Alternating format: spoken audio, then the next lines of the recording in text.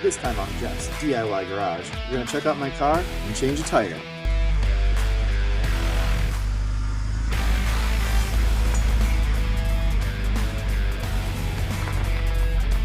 Here we are with my 2003 BMW Z4, a car I've owned since the year 2009. It's my summer car. We keep it here in Michigan, and it's only seen the winter once or twice. Let's go take a deeper look and to see what I've done to make this car updated, modern, and even better to drive than it came out from the factory. On the inside, I added an Ultra Racing strut brace. It has Denon injectors, an AFE air intake. Down here it also has pulleys from Turner Automotive and a Shark tune. It has camber adjustment as well as rebound. I've changed the wheels and tires on this car a few times, but it still has R1 rotors and EBC red stuff brake pads that I installed a very long time ago. Maybe through there you can see the brake duct. It's an M3 backing plate that feeds to the rotors. When I take it on track, sometimes the brakes get a little bit too hot. In the back it has the same R1 rotors and red stuff brake pads. Michelin PS4S tires. I've also updated the headlights to Sonar Angel Eye headlights. The old ones were very faded and weren't very bright. These look better, make the car look more modern, as well as giving me a better view of the road. I have the BMW 50-year anniversary caps on the wheels, just to make it look, a little bit more special, and the old ones are also getting very destroyed after 21 years on the road. Well, that's what it's like on the outside. Let's see what it's like on the inside.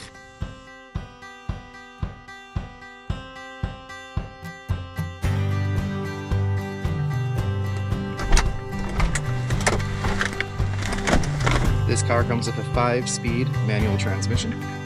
I've changed the shift knob and the handbrake. I've got an errand to run, so why don't you come along with me and see some of the beautiful scenery of rural Michigan.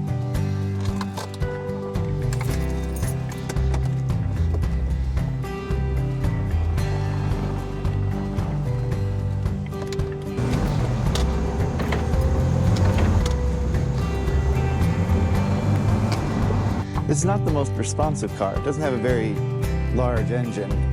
It's a 2.5 liter inline 6 with about 188 horsepower from the factory.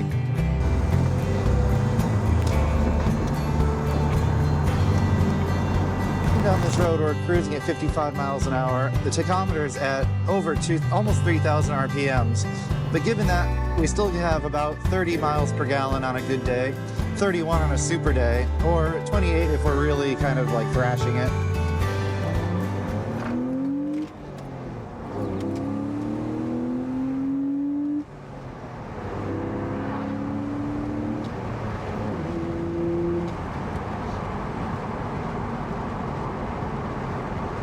Yeah, sometimes it's fun. It's more fun to drive a slow car fast than a fast car slow. The suspension, I've dialed in this what's it called? Godspeed monoball adjustable coilover suspension. It took me a little while to get it to where I liked it, but after a years of adjustment, I finally got it to the point where it's supple enough to go over these really tough Michigan roads, but also sharp enough to handle really well on track and when it's being more aggressive. This car is from 2003, and while for some of you young people it might seem like a long time ago, I was already in, 2000. Yeah, I was in my 20s when this car was made. Even though it's a pretty old car, it still was pretty well appointed. It has cruise control, it has heated seats, it has a sport mode. What else do you want? A CD player? Well, I don't use that, but I have an auxiliary cable that I've wired into the stereo, so it has pretty good sound system. Really all you need to go cruising. The top is manual, the seats are manual, the transmission is manual, the windows are electric and the mirrors are electric, but other than that, it's a really basic car, and I bought it because I wanted the most basic car with the least amount of things that could break. I'm really happy that it had sport mode and heated seats because, heated seats are great. And the sport mode does sharpen the throttle response, and it tightens the steering up a little bit.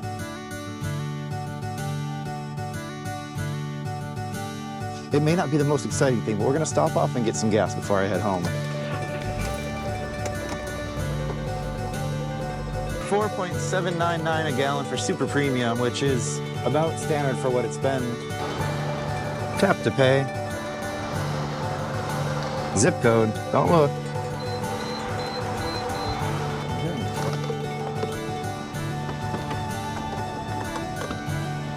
And fill her up. Getting fueling now.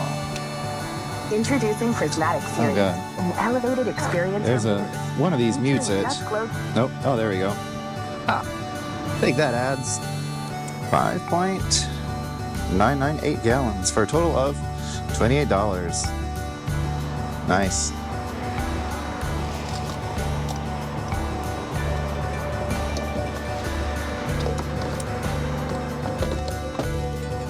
Did I get a receipt? Yep. Yes, I do.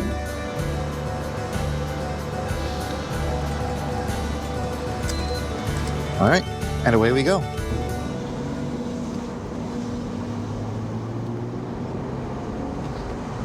With the top down and the windows up, this car still is pretty quiet.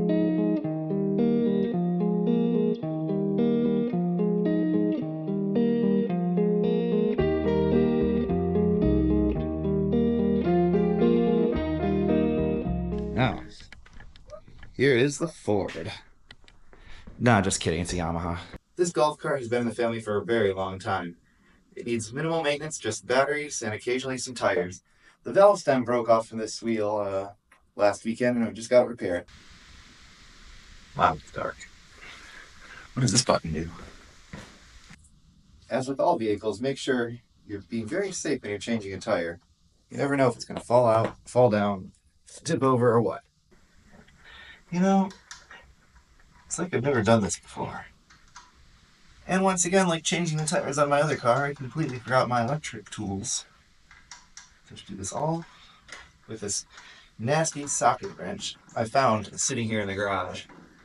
Last time I used this, last summer, it started falling apart as I was using it. Hopefully this one's a little bit better. And you might be wondering, why am I not doing anything to my BMW this year?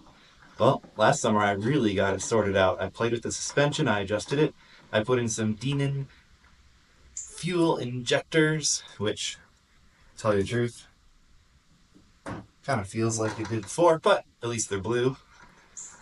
And yeah, that car's running better than it ever has been before, so I really don't need to do anything to it, unless somebody invents a new Go Fast part that I can put on myself. Okay, got those on, good enough. Now we're going to slowly, gently put it down on the ground, and then we'll tighten it up. Let's see. Ugh. Yeah. Mm-hmm. Yep. Sure.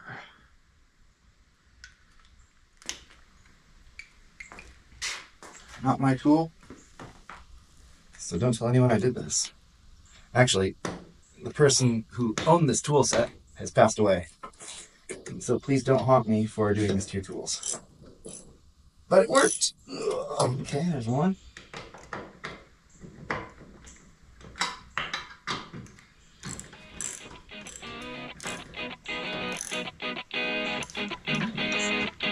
I could have my torque wrench, but it's not in this garage.